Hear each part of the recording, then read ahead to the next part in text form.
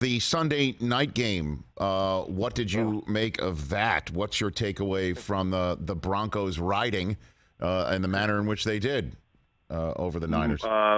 My producer, Cowboy Reed's a Broncos fan, and I asked him, in the morning, is it let's ride or let's hide? Because, it feels like a little more let's hide even after a win.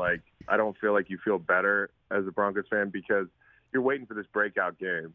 You're thinking, okay, they've moved the ball between the 20s, right? They've been bad in the red zone. The coach is making questionable decisions, but they'll get it going.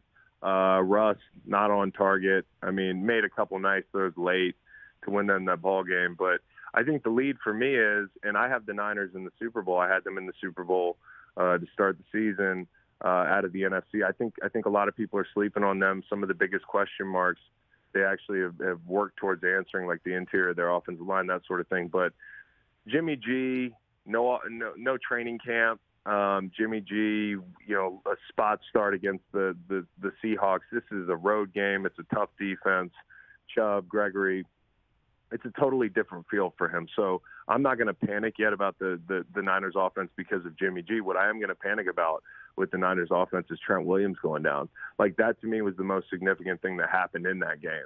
That's the type of thing that can affect a contending team and make them not so. You saw what happened to that offense the minute he left the field. And I was talking to my brother Kyle on Greenlight earlier about this, and he was pointing out just all the ways that Trent Williams changes a football game for an offense. In the run game, the things you're able to do, trapping, the opposite defensive end, get him out in space.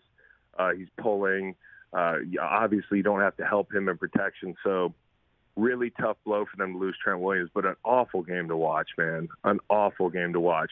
I joked that, I was chasing a little bit yesterday, and I actually bet the Niners in the over. I want to whisper that. But,